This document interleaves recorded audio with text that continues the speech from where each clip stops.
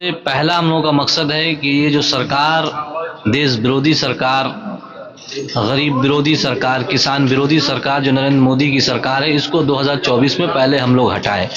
उस कांग्रेसी थी जिसने ममता बनर्जी को 2011 में यहाँ का मुख्यमंत्री वजीर आला बनाया। आज कांग्रेस ने उन्हें मदद दी थी, सोनिया गांधी ने मदद दी थी, मनमोहन सिंह ने दी थी, प्रणब मुखर्जी ने दी थी।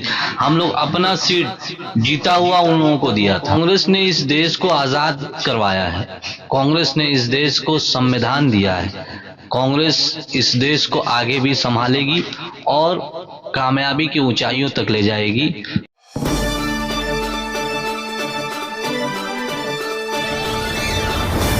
धारा ये भी है कि कांग्रेस कर क्या लेगी, जहाँ पे कांग्रेस की वजूद को फिर भी कुछ खास तरह से देखा नहीं जा रहा, वहाँ पे कांग्रेस या कांग्रेस की माइनॉरिटी सेल क्या कर सकती है? आपने वजूद की बात की, किस वजूद की? स्टेट लेवल पे या नेशनल लेवल पे? State level. देखिए, ये जो लोग सोचते हैं वो उनका सोच गलत है। कांग्रेसी थी जिसने ममता बनर्जी को 2011 में यहाँ का मुख्यमंत्री वजीर आला बनाया। ममता अपने दम पर नहीं बनी थी, नंदीग्राम और सिंगूर के बाद कांग्रेस ने उन्हें मदद दी थी, सोनिया गांधी ने मदद दी थी, मनमोहन सिंह ने दी थी, प्रणब मुखर्जी ने दी थी। हम लोग अपना सीट जीता हुआ उन लोगों को दिया था।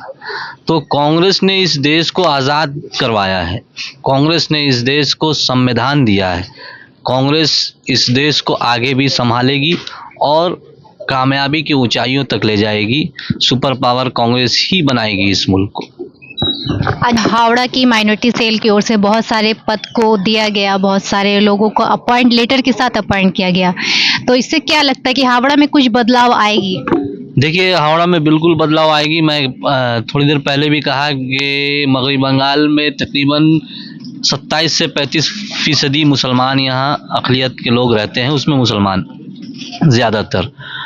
तो पहले माइनॉरिटी अक़लियती सेल क्या था कि लोग बूढ़े लोग किया करते थे और अफ्तार पार्टी और ईद मिलन कर लिया करते थे, लेकिन अधीर रंजन चौधरी, राहुल गांधी जी ने इस चीज़ को हमसे पहले, जब मिल्टन रशीद यहाँ के चेयरमैन बने, फिर मैं बना, शायद सबसे कम उम्र का मैं बना, तो हम लोग नौजवानों को ला रहे हैं।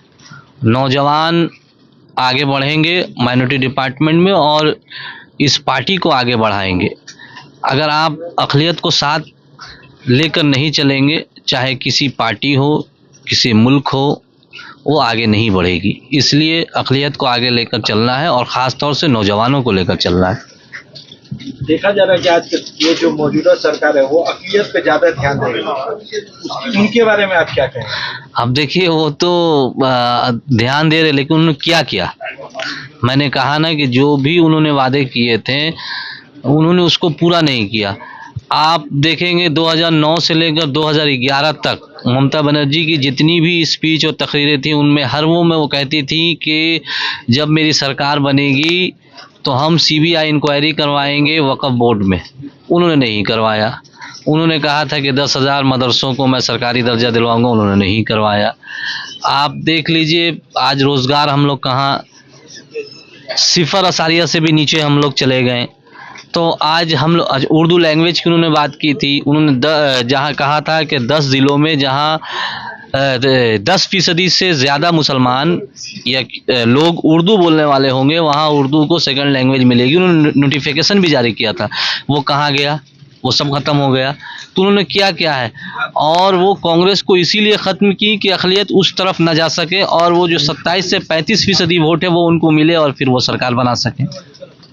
सरकार के इतने सारे वादों के बाद, जैसे कि बताया आपने, TMC सरकार के इतने सारे वादों के बाद अपने वादे पे वो खरी नहीं उतरी, आगे भी, अभी भी, और आगे का पता नहीं। तो इस पे आप लोग का स्टेप क्या हो गया? आप लोग ने कभी कुछ स्टेप क्या लिया?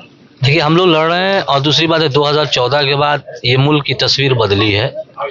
2014 के बाद BJP की सरकार बनी।